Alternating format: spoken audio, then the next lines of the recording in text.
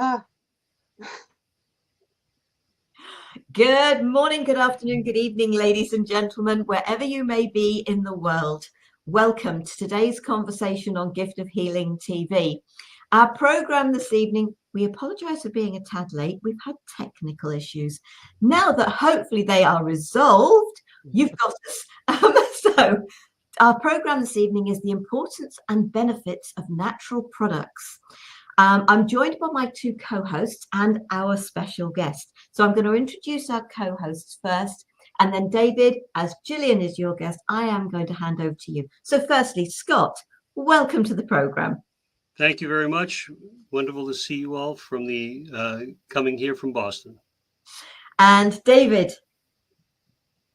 Hi, and lovely to see everybody again from Scotland here. And I'm down in England. And so now let's hand over to David fully and to Gillian. Well, thank you, Gillian, for coming on and being a guest on tonight's program. And just a little thing, I met Gillian, I don't know, it was about 6 or 8 months ago, something like that. something like that, yeah. Yeah, it was something like that. And I actually met her when I went down to a shop. My partner was in visiting Gillian.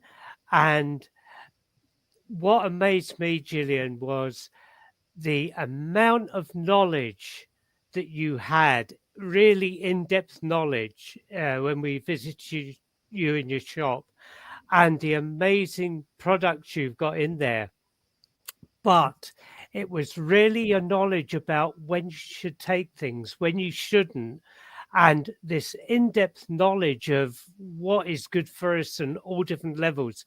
And I think this is so appropriate for this time that we really start looking into the natural way of supporting our bodies and our health systems.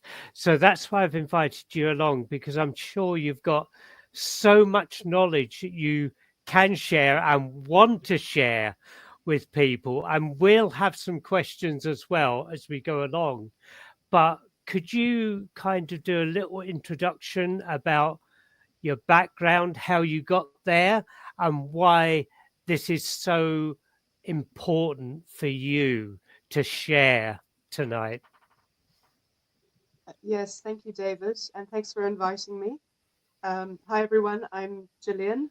I am from Bonnie, Scotland, here in the East Lothians, and I'm a holistic natural medicine and energy healing practitioner, and I have a health and healing practice as well as a herb shop and wellness hub.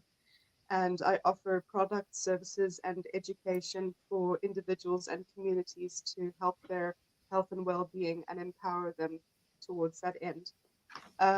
So what might surprise a few people is I actually have a background in genetics and microbiology, because at the time, natural medicine, herbal medicine, even though I was very naturally drawn to it, was not considered as present at the time, and I was convinced to go into the sciences.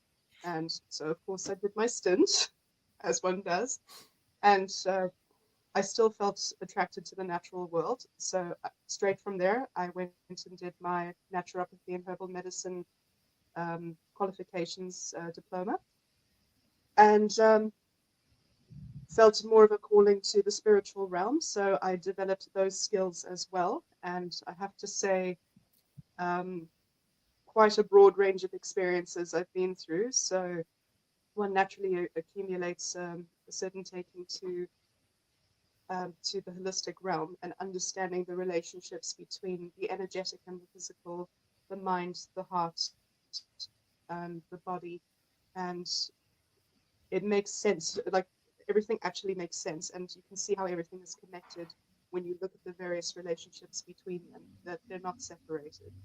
And growing up in a place like South Africa, which I'm sure many of you picked up on the accent, there was very much a belief that the doctor was God, and there was a big emphasis on pharmaceuticals.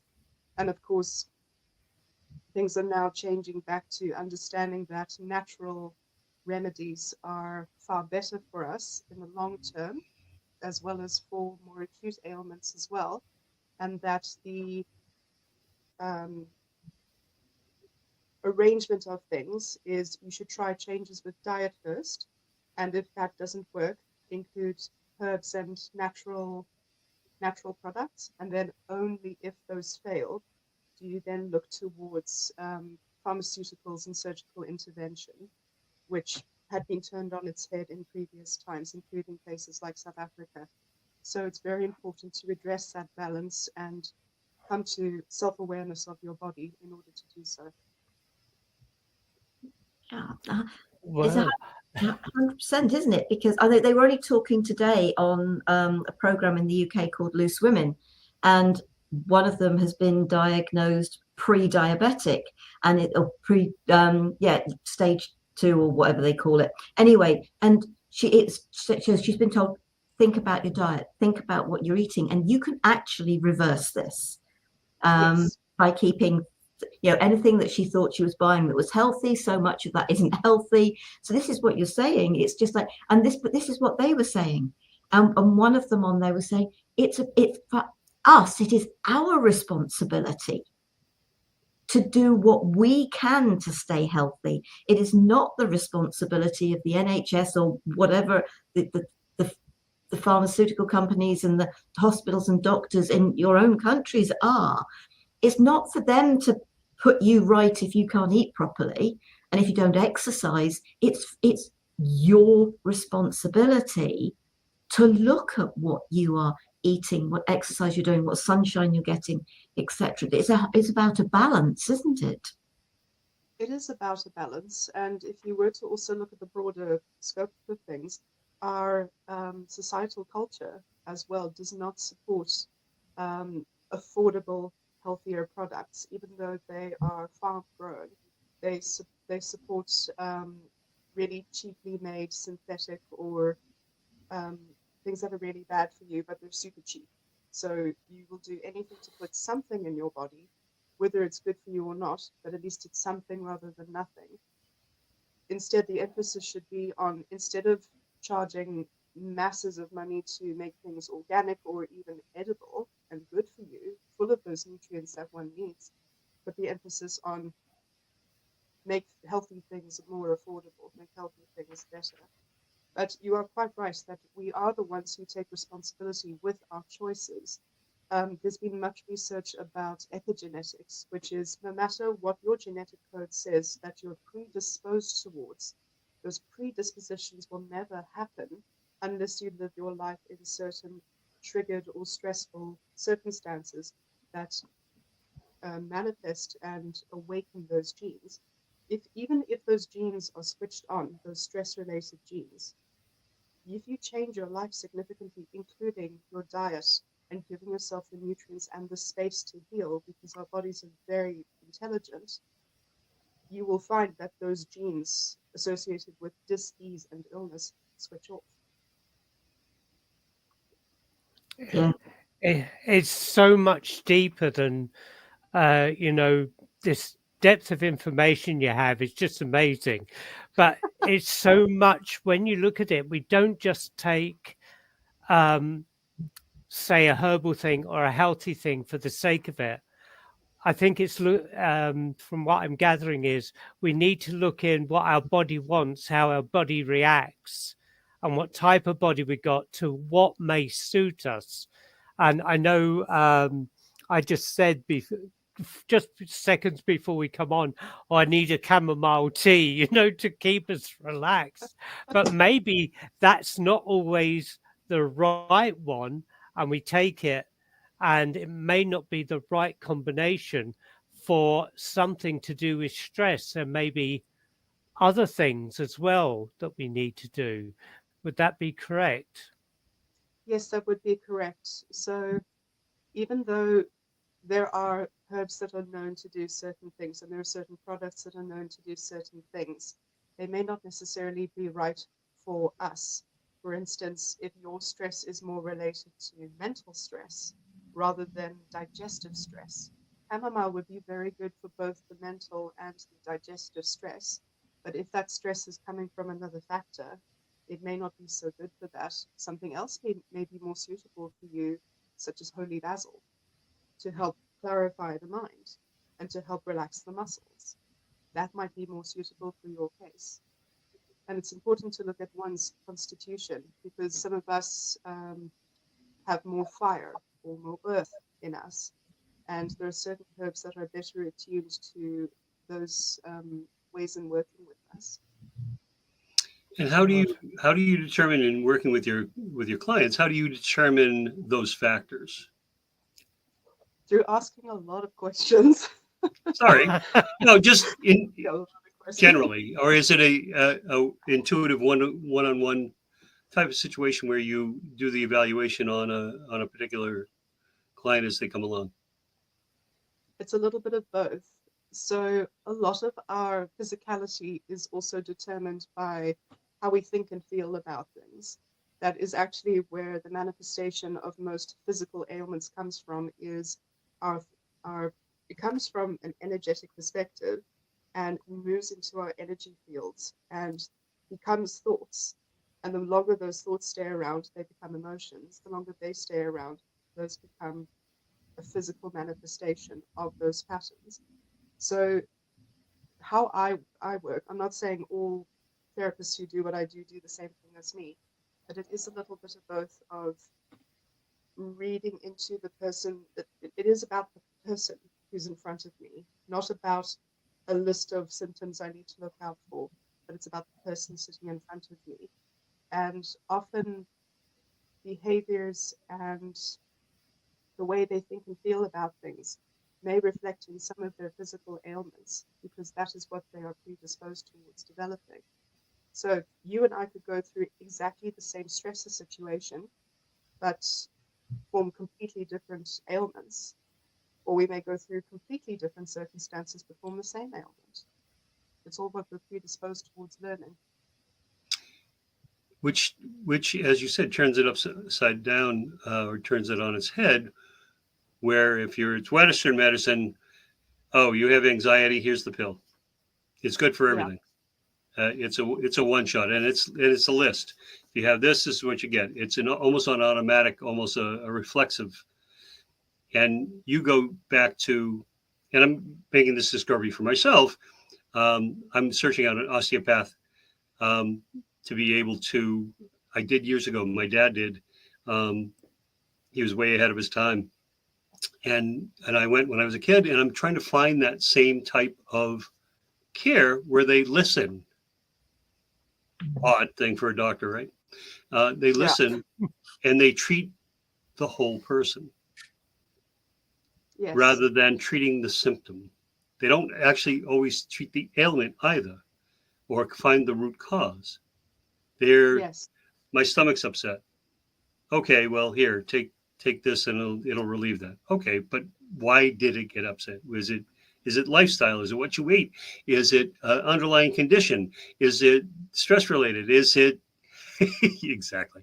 It's all these factors, and that's, as you say, one needs to give time and space in which to ask these questions to put together a more complete picture. The more questions you ask, the more complete that puzzle becomes. And also taking the time to understand where that person is coming from. So as you say, you are looking to establish that relationship in which trust can be found, and to think that the more you think about it, the more you delve into it, and to go to that root cause.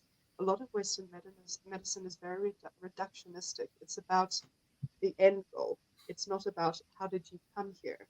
Why is this happening? They're simply about, oh, just take a pill and deal with this. The golden bullet method of it has to be quick and it has to be effective. But with that comes the effect of, well, what are the side effects as well? And when asks more questions, you take that into account of, okay, this person can't have alcohol, so don't give them that, or don't give them a capsule with ground up herbs. They would do better with a tea. It answers those questions as well about the best method of medicine for them. I think it's. I sort of remember going to a homeopath, and it's like a 2-hour appointment because they want to know absolutely everything, right back to childhood traumas and things that went on in your childhood, and experiences, etc. Because it is about the whole. I know that when I'm working with sound with people, I get that actually those illnesses, ailments, stresses, and strains, they are our vibration out of sync. Now, whether it's sound, whether it's a herb, whether it's an essential oil, whatever it is, it's about getting to the root cause. And that root cause, I just sort of think about, okay, if you've got something wrong with your shoulders, what are you taking on of other people's? It's about the energy of what's going on in your life, and are you trying to live other people's lives for them rather than living your own? Sort of. But that's exactly what it's about, and it's about supporting us in so many different ways naturally. What is naturally going to support us, but also being aware of people who've got allergies or who can't actually, I'm just thinking about my little sister, and I say little sister, she's going to be 60 this year, but she's still my little sister, but she's celiac, so she's not just gluten intolerant, she's absolutely allergic to it. Because it took so many years to be diagnosed, there now comes in dairy intolerance rather than a complete allergy. And there's all sorts of things that have happened. And is the lack of diagnosis early the cause of her osteoporosis? What that kid's going through, bless their cotton socks. But we so concentrate modern medicine. It's just that, it's modern medicine. What you're doing, what so many people are bringing today, is where we were before, how we survived before modern medicine even occurred. And that is the basis of ancient medicine was actually preventative, not in the sense of I'm a hypochondriac and I'm scared of every little thing, because fear invites, it opens the door for illness to come in. It's more a case of being very aware of what's happening with your body, being a master of your thought processes and the emotions that come with it. And if you're not feeling quite off, it'll be something niggling on the edge of your field before it can come in and create a massive problem. But you will be aware enough to sit there and go, I'm not feeling so good today. Did I sleep well last night? Have I eaten? Have I had enough water to drink? Answering all those questions for the self and saying, okay, let me go and take a nap, see if I feel better. Okay, I feel better because it actually turns out I was more tired than I thought. Having that awareness and developing that awareness, or remembering that awareness is actually the more accurate one, is something that I think more people are interested in doing these days, and working towards that preventative thing of don't allow yourself to get to that point of being sick. Deal with it early. Understand where it comes from so that it doesn't take root. Yeah. So go ahead. Sorry, Scott. No, after you. I think we've come into a way of being where we got a headache and we just jump for a tablet. Yeah. And we go to the chemist or we go to the doctor. And we've got in that kind of habit of just grabbing something without taking a look further inside. And I think that's where now people are, let's say, happily awakening and looking for something different. Yeah. They are saying, oh, chamomile, like I'm taking that as an example. That'd be great. But they're not always thinking of what may cause the headaches. And that's why it's important, if you're looking into, from what I'm picking up, if you're looking into having something natural, please delve a bit deeper rather than just grabbing the first sort of thing you have in your head off the shelf, and really look in and go to a practitioner like yourself or wherever you're living or working, and then have a proper in-depth consultation. And I think this is really important, because that way you'll get the best out of your natural herbal solution to your Yeah. problems, won't you? I think it's really important not just to grab the first thing off a shelf like we do.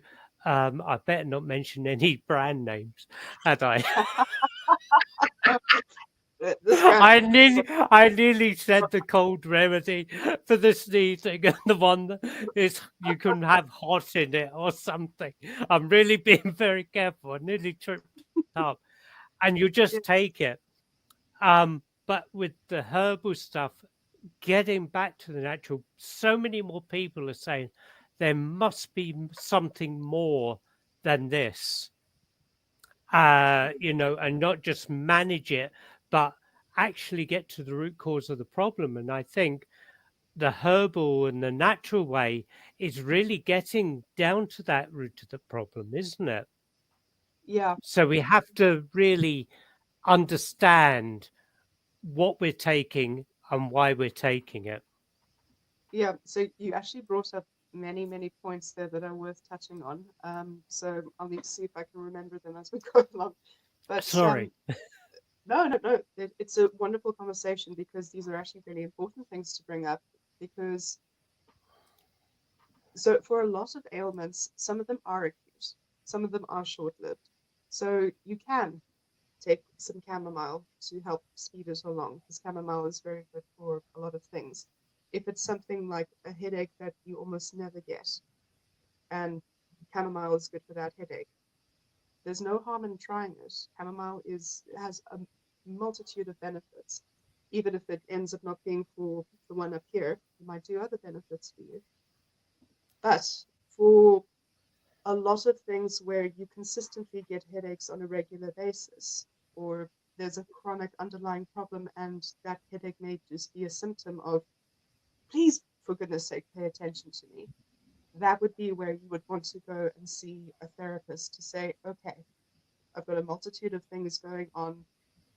Can we take a look at what may be underlying for them? Because these all may be branches of the same root. Let's see what we're going about here. For many people, they have had chronic ailments. For a lot of people, they've had it since childhood because of the trauma of birth process for many people, or habits that we picked up as children. It can be difficult to overturn some of those habits. So yes, seeing a therapist who can do that initial deep dive with you and then say, okay, here's what we're looking at, and here's where we can go with it. Do you want to go in this route? But leaving the choice up to you, because it is about your personal health choices. A lot of people are not ready to take those steps, but never underestimate the power of planting a seed. If they're not ready in that moment, there's a resistance why. It's worth them working on that and then coming back to these solutions again down the line. Interesting. Thank The you. thing. What we finding in the U.S., especially here in the Boston area, a friend of mine had what became sepsis, and they gave him the option of staying in the hospital or going home and self-isolation. And they had a mobile unit come to the house to administer IV. He required IV antibiotics. And so there are more and more of that, virtual sessions, but also in home sessions. In other words, not bringing you to the hospital, not bringing you there, which is in our here. It used to be in the 40s, 50s, and 60s. The doctor would come to the house. Yeah. And I know I don't know when it ended in England, but it used to be that way. And my grandmother was always great for having home remedies for, all of those things. For babies, slicing an onion in half, putting it in a sock and putting it near them to be able to allow them to breathe. And I did it with my kids, and it worked. The one thing I never forgave her for is she told my mother that I had to take cornmeal, put it in water overnight, let it sit there, and then I had to drink the entire 16-ounce glass before I went to school every day because it would cure my acne. I can see how it would do that, because the fiber in that would pull all of the muck out of your digestive system, and our bowels are connected to our skin. Not surprised that it would have worked. I don't know if it worked or not. I had terrible acne when I was a kid, but so I'm not really sure. I just know that it was just terrible. But my grandmother would always come up with all of these things that she had carried and we brought along all the way through. And putting menthol on your feet when you can't breathe. Yeah, well, the clue is in the name, home remedies, mostly because a lot of people couldn't afford a doctor, or the doctor in question might live very far away.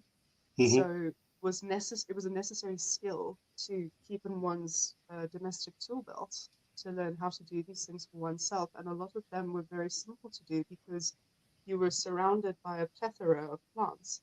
Dandelion for, springtime cleansing. Nettle for nourishing the blood. Good old nettle soup. There you go. Lots of things. But I do feel as well, there's also now an impatience. The society is very impatient. They want it and they want it now. And the thing to remember with natural products in general is, yes, some of them can work in a way that is known as heroically or quickly. But herbs are actually effective because they move a lot slower. Because when you're taking a herb, you are digesting it, you are allowing it to come into your body. It's not just shooting like a bullet. So it may work a little slower, but it'll actually be a little bit more thorough and more gentle on your body. Because the significant difference between a pharmaceutical and a natural product is plants, when they, for example, you take an echinacea plant, it will have these compounds that it makes for its day-to-day living, so vitamins, minerals, different sugars, things like that. But then it will produce what is known as those medicinal compounds, which are secondary, which allow it to survive in its environment. So those are the ones we consider medicinal. And along with that, it creates other polysaccharides and other things around it that if about 3 different people were to take that plant, it would buffer that effect within the person, depending on that person's tolerance and their constitution, what other body chemistry is going on. So it would work with that person to the effect and level that that person needed, which is why they're so effective and why they're so gentle to take. Obviously, within reason and the correct dosage. So don't just wham a whole lot of echinacea down in you. You will get sick. Everything has its own dosage range. But for something like a pharmaceutical, they're often made out of isolated compounds. So when you take this buffered, effective medicinal compound and you strip away its buffering effect, you're essentially taking the fire of that kernel, of that medicinal compound that's left over, and sticking it into someone like it's not too different to sticking a hot coal in someone. And a lot of these pharmaceuticals are very drying and very heating for people because of that unbuffered effect. That also creates side effects. That buffering effect is also there to protect from side effects, which is why a lot of people don't get as sick or feel or experience side effects in the same way they do with pharmaceuticals. Isolating a compound, there was actually a study done with Siberian ginseng where they did just that and found that the isolated active compounds were actually very toxic.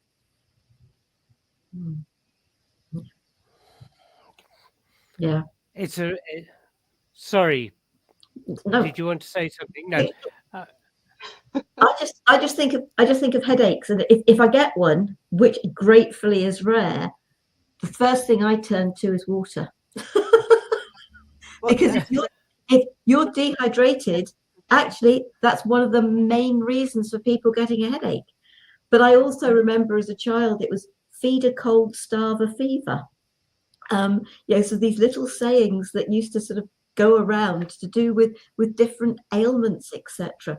But I suppose not so luckily in some respects, bearing in mind that I have so moved away from sort of going to the doctor if I can help it. My grandmother was a nurse and my mother was a nurse. So my mother is absolutely all about whatever the doctors say, that's what you've got to do. And it's trying to, but then she also has watched my father with some of the techniques that I use, which weren't to do with obviously herbs, etc. And he always, you could see he was so much better afterwards. I was never going to prevent him from dying. I couldn't do that. It was his time, but and I was able to be in acceptance of that. But there's many things that can support people to have a better quality of life until such time, and it hasn't got to be about pharmaceuticals. Well, that's exactly it. And even something like hypnobirthing is now becoming far more popular as a means of natural pain management throughout the birthing process. So a technique like that doesn't use pharmaceuticals. It doesn't even use natural products, unless, of course, the person wants it involved with that as well. But this movement away from dependence on synthetic and isolated and, in essence, dead products, because there's also an energy attached to these things. Everything's got an energy. There's even um, there's a spirit of penicillin. There's a spirit of cyclamide, or I'm trying to think of a pharmaceutical name at the moment, but you know what I mean. There's a spirit of everything, but a lot of these things that are made pharmaceutically are synthetic, which means they don't actually correspond with our body chemistry. Plants have evolved to work with us energetically and physically. They feed us to work with us and to give us lessons. These synthetic products, you can almost think of them as a Frankenstein's monster, because they have been cobbled together or isolated and turned into a monster in a way. And the energy or the intention of whoever makes that medicine, even if it's a herbal medicine, you have to think about who has made this medicine, what's the intention that we put in here for someone who takes it, because a medicine can be both healing or it can be poison, no matter what it is. But a lot of these pharmaceuticals, or I hate to say it, all of them, are essentially dead. But what's the thing that drives their action? It's very brutal, and a lot of them create more harm than good. There is a place for everything, but everything within a certain way of doing things. Again, start with kitchen. A lot of our culinary herbs are actually, that's where we started including herbs, is we started eating them. Some of them are more food-based herbs, as in we can take a larger amount before we see any harmful effects. And some of them, when you get into the more medicinal range, it's because that dosage range is a little smaller, but it's also more powerful and more effective, which is where the poisonous herbs, they're still medicinal. They just have an extremely narrow dosage range.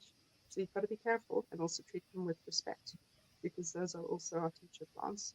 They have some very deep lessons to teach us. Yeah. It's really interesting, because I know last year we started growing a lot of herbs in the garden. Mhm.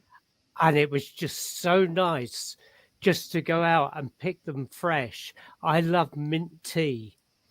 I love a fresh mint tea. And I got used to that over in the Netherlands. It was just everything out there, and a little bit of honey in this fresh mint tea. And it was really nice, but for me, it made things very uplifting. I felt Yeah. really uplifted. And I don't know everything about herbs, but that's how it made me feel. Just Yeah. this little bit of honey and this fresh mint tea, and it really lifted you. So I don't know what the properties of mint are, but it's really important to try and get your body back, because that's what we're a part of. We're part of nature. We're not apart from it. We are a part of it. And I think it's really important. There's so many people say, and they would have heard it, there is a medicine in the natural world for everything that we're going through. Mother Earth can support us. And as you say, there are medications that we may need that are pharmaceuticals to support us. It has its place. I know that for myself. However, there is so much more out there that is healthier for our system and healthier for our body, and not so much as a trauma shock, because these synthetic supports in the medicine world can shock our system. Like you say, it's like a bullet. It goes in there and bangs. So it's nice to have something that is gently uplifting without anything Yeah. coming in and shocking you. Yeah. Scott, any comments? So how do people come to you? I know you have a shop, but how do people get in touch with you? How do people They find me. approach you? They somehow find me. Uh, so Are they wandering down the alley and just see the sign, or do they? it actually has happened more than a few times where I'll have someone come in and they'll say, I was just driving by and I saw your shop and I had to turn around. And it's very funny. But it's hard to explain. In the broad scope of things, the people who are ready for the kind of medicine I have to offer tend to find me. The people who are ready to make changes. Because there are a lot of people in this world who say, oh, I need help. But deep down, they're not ready to make the changes necessary because they know the changes are going to be hard. But a lot of the people who find me are ready for those changes, genuinely ready for those changes. And I don't really do anything other than give them a space to explore that for themselves. Even in shamanic healing, what is it really other than holding space and cleaning them so that they can see themselves and see what they are about and make the changes and the choices within themselves? Um, Physically wise, my shop is there. It is a bit out of the way in a little village, very small village. I'm the only one in the village, the only shop in the village, so you can't miss me. um, but there's email, there's word of mouth, there's a landline, there's my cell phone for my clients to get hold of me. So it's really by chance, but it's also because it seems to be that person is ready. That's a sense I get off them when they walk in the door. The reason I broach this is I'm on a 3-week quest. I'm in Boston. Mm-hmm. Now, Boston has some of the greatest hospitals in the world. Sure. I'm very blessed to be near some of just amazing doctors, and taking care. They took care of my wife, who passed from cancer, but they kept her going for 20 years. So there is that part of it. But I am having one heck of a challenge to find exactly what you're saying. In that, yes, there is an acceptance now of Reiki. There's an acceptance of acupuncture within the Western medical community, but it's fringe at best, and it's not shown to really be integrative. I myself am looking for someone who integrative type of um, philosophy where it's from head to toe, in and out, all the way down. And being with these two, you can't help but maintain the spiritual end of it. Yeah. I'm a Reiki master, and as well as I find more deeply spiritual than I've ever been, and it really is integrative. Um, Meditation, yoga, everything else that's done. So that's why I bring that up, and I'm sure other people find it very difficult to find alternative, true, solid alternatives to the medicine that is kind of thrown at us, that's in our face. Yeah, it's also tricky ground to navigate because there are a lot of snake oil salesmen, people who will try to take advantage of people who are desperate or seeking and don't know what is genuine and what is not. They don't know what to look for in a Mhm. therapist. And it can be tricky to tell because there's also a lot of different modalities out there. I would say it's also a case of, even if you, I mean, a lot of people come to me and find that they don't resonate with me as a therapist, even though I do a lot and I integrate a lot. It is about that personal connection, that personal rapport. So if you, a lot of it is intuition, but also about the way people put themselves forward. How do they speak about themselves? Do they Are they upfront about what they do? Are they honest about what they do? What do they call themselves? Or is it a name that the community has given them?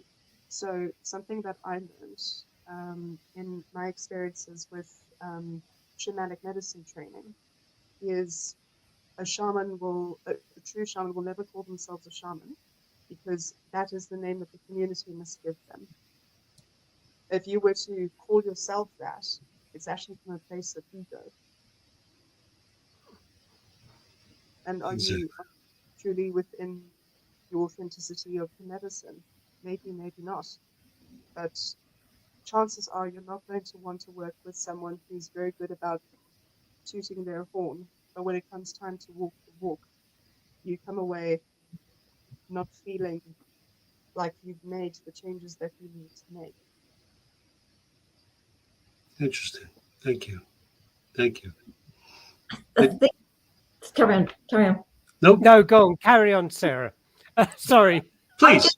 I was just thinking about the fact that so many people refer to healers. And if it's the one thing I will not ever call myself is a healer, because the only person I can heal is me. Yeah. With Be all the of us, example. we offer people a tool, an instrument to empower their own self-healing.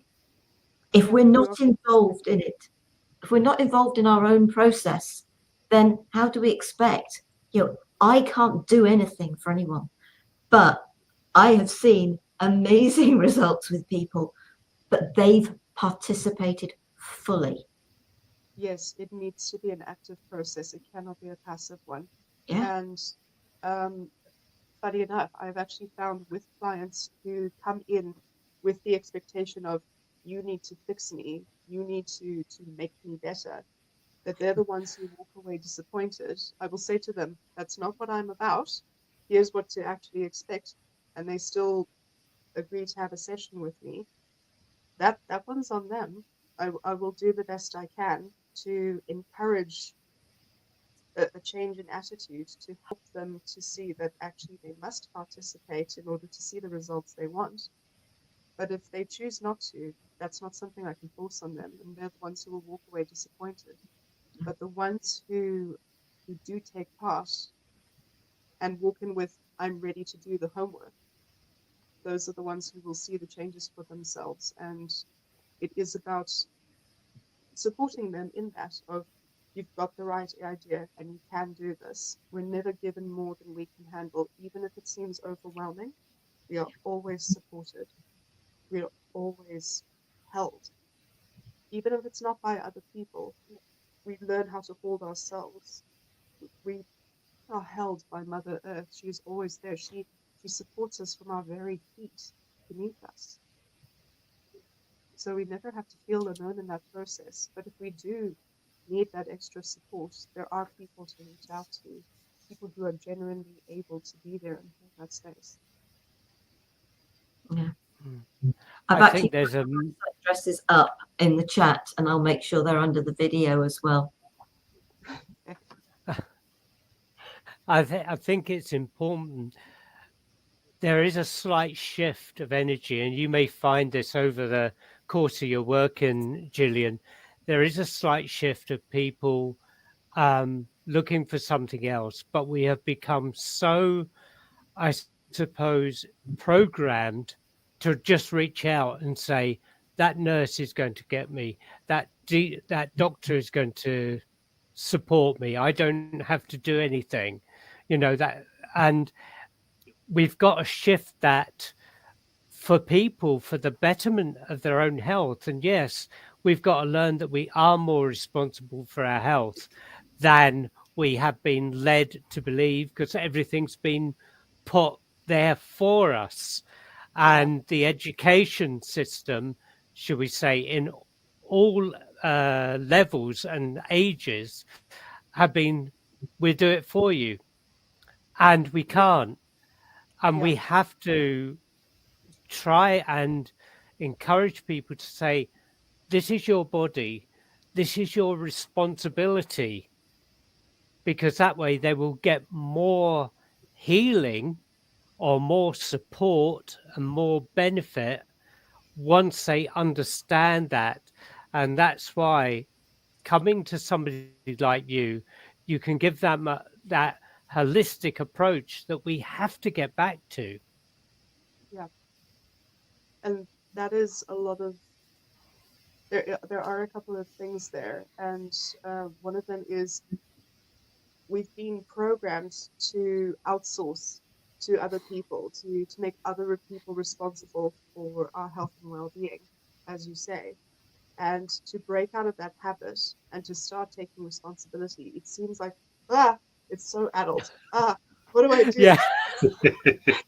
It's a habit that people have fallen out of, and in every aspect of their lives, including who we elect into positions of authority for other things as well. Who do we give our power away to? And to take it back, what do I do with this? I've got another responsibility on top of the mortgage. So adult. But this is what you have to train. You have to help them back into. It's a form of habit. And another very important aspect of the work is to help them to learn discernment of, again, it's that whole thing of cleaning away other influence to see who are you at the center, who are you actually. Therefore, if this thing that's coming towards you is not about you, for instance, when you scold yourself, whose voice are you actually hearing in your head? Is it actually you, or is it a message coming from someone else that you've internalized and is tricked into believing that it is you motivating yourself, which is very demotivating when we scold ourselves? It's not motivating at all. But that influence, and many of the influences coming in our lives, actually comes from other. So when you start to peel away that and actually see the person who they are at the center and get them to see that, then they will understand that actually that's an influence I don't need to take on. That's harmful to me. There are also positive influences. Okay, that's something positive. I can learn from that. Let's take it on. But that clear discernment also helps us with taking responsibility. As Sara said in the beginning, someone with issues in their shoulders or bunching them up, it's the weight of the world. Whose world? Is it yours? Is it someone else's? The pains in our bodies are also very powerful indicators of, where are you storing other? Or is this my own? Or is this someone else's? These are questions to become habit for yourself, when you are learning to take responsibility, is coming to know yourself so that other cannot influence. So when I do a lot of work with clients, the very first thing I do is I bring them back into their body. I find that so many people live outside themselves. They don't really take notice of their body. They don't listen to their body. They just kind of go along, and they're all in their head. And when I bring them back into their body, ooh, all of a sudden they start feeling, and they start listening. And well, I've always had this bad back. Well, have you done anything differently to help it? Well, no, I just take ibuprofen, and that's about it. Okay, so you haven't done anything to strengthen. You don't stretch. You don't use any tools to get better. You just take a pill and you get through the next day. So they're really out of their body. Yeah, the pain kind of goes away, or if I forget about it, it takes it enough away. It doesn't cure anything. So I find that one of the first steps in dealing with clients is I bring them back into their body, clear them out, get them feeling, and remarkable. They just kind of look like, ooh, okay, I didn't realize. And that's really where I feel that healing starts, is that awareness. And Yeah, a lot of people dissociate from their bodies because they're afraid of pain, and because we've been told to associate pain with something's wrong, something's bad, something's broken. But you have to be functional, otherwise you lose your value. If you're not yep, productive, you're not valuable. And we're here. We are of value because we exist. But what does value mean? That's a commodity. I exist, therefore I am precious. And as you say, when you bring someone back into their body, a lot of them may feel things that they have dissociated from because they were uncomfortable, whether it's a happy feeling or a scary feeling or pain. But it's just an indicator of, please pay what is? attention. It's not Yeah, something to be afraid of. And often if you do ask it, how can I help you? That will be where you can start to see, okay, here's what I'm attached to. Are you ready to face this? And when you start to get into that kind of work, the pain goes away. It's good. pretty amazing, isn't it? It really is. Our bodies are fantastic vessels. But again, it's that thing of, it's been there for so long, trapped in our cellular memory. Because I'm not sure who is aware of Dr. Emoto's work on water Yeah. crystallization of certain words are attached to certain crystal formations in water. So different experiences hold different frequencies of energy, and those tend to lie in our cells because our body is mostly made up of water. So when you start to release those memories, you'll tend to find that you shake or you shiver, and you'll tend to find that the pain associated or trapped within that part of the body associated with that frequency or memory also dissipates. Now, we're coming close to the end. So what I'd like to do is obviously say, is there anything else somebody would like to share? So Gillian, is there anything that maybe we haven't touched on that you think, actually, do you know, I'd really like to share that point? Oh, so many. Um, so a fun exercise is, if you are close to a garden or you have plants growing near you, take note of what those plants are, because those tend to be the ones that want to work with you. For example, a lot of people who have issues with urinary tract infections may find horsetail growing by them. Or if they have menstrual issues, they may find lady's mantle growing by them. What is that plant wanting to work with you? What is it trying to teach you? It may be wanting to work with you emotionally as well as physically. There's something that it wants to help you pay attention to. And also, don't be afraid to add herbs to your food. Food is medicine. Medicine is your food. Classic saying, but it is true. And herbs are in food are a great way to introduce them naturally into your body. They have many benefits. One that people know and is very popular is turmeric. Now, having said that, turmeric is quite a strong spice. It's not suitable for everyone, especially if you have liver issues. So for certain things, don't go willy-nilly and think just because it's natural, it's safe. A little bit of common sense. Anything can turn into a poison if you don't handle it correctly and if you don't take it in the right dose or for the right reasons.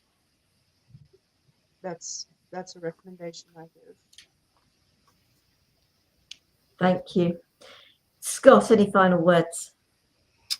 I find this extremely fascinating. For those who watch this, I hope you explore more of this, because she just scratched just the very, very surface of this. And I'm on that same, looking out for that same thing right now, to try and find someone who can treat me whole. And so that I make the changes. You know, I'm living to 100. I'm only 66. I'm living. I got 34 years at least to go, and I want them to be the healthiest, happiest, and be able to maintain this level of work. So, thank you for that. Thank you. And I do online consultations as well, but I'm also happy to keep in touch with you online if you have any questions or want to keep in touch in general. Thank you. David.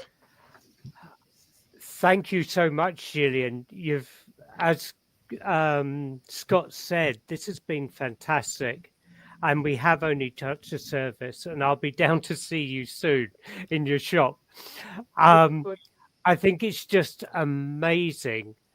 And I do encourage people, you know, either get in touch with yourself or somebody that has that in-depth knowledge and really take responsibility for your own health now. And we can do it in simple ways, like, as you say, adding a few herbs to your dinner and your food and that. But please check out to make sure you know what you're doing and get some advice from somebody that has that depth of knowledge, and we can so much more be in a healthier well-being for ourselves. I know. No. So, Gillian, thank you so much. I had a sort of friend here yesterday, and she got a book on foraging, and I just passed the comment. I said, just providing you careful where you forage.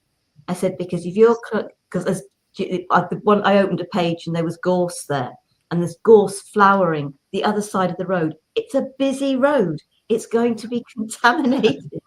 And it was, and she, oh, but you know so much. I thought, well, no, that's common sense. But you know, so think about. Thank you. Yeah, thank you for bringing that up. That is something that I did want to say, and it completely went out of my head. Is think about where you're taking things from. Preferably away from human and animal interaction, and obviously don't harvest anything where animal feces are or anything like that. There are also going to be some companies that sell supposedly natural products.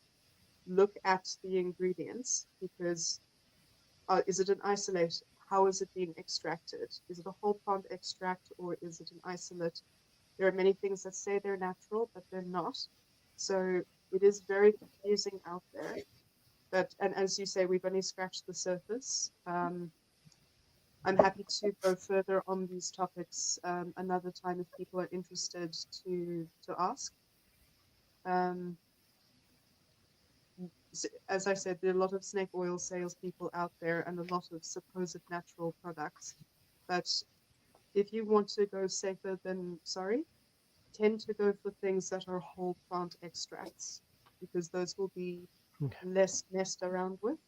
So for instance, dried and powdered herbs, very simple extraction.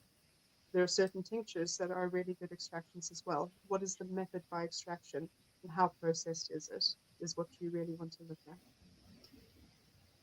Bless you. Thank you, sweet soul, for sharing with us today. It's been brilliant. And I really hope that people sort of register that there is so much. Nature does supply everything that we require. It's just up to us. And I think when we moved from the countryside into the towns because of the Industrial Revolution, we ended up by losing so much more than we gained in some respects. But that it's life moving on, isn't it? But Gillian, thank you so much.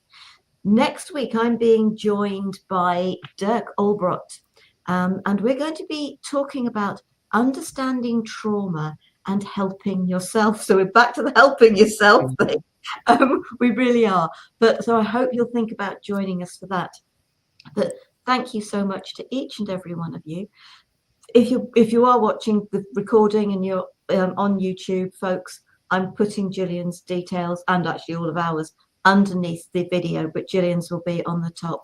So if you want to connect with her via her websites, please do. And the same with us. If there's something that you think actually, something resonates with you, it's really important we do these programs so that you get the information that hopefully will support you. That's the important thing. It really is. So yes. Very small, quick disclaimer. My website is still under construction for the shop. So if you see something on there or you don't see something on there that you want, please email me. I can always put it together for you or get it for you or direct you to someone who can get it for you, just to let you know. But thank you so much for inviting me on here and for having me on. Lovely to see you again, David. Lovely to meet you, Scott. And you. Same. It's a pleasure. Take care, sweet souls. Namaste. Namaste. See you soon. Namaste.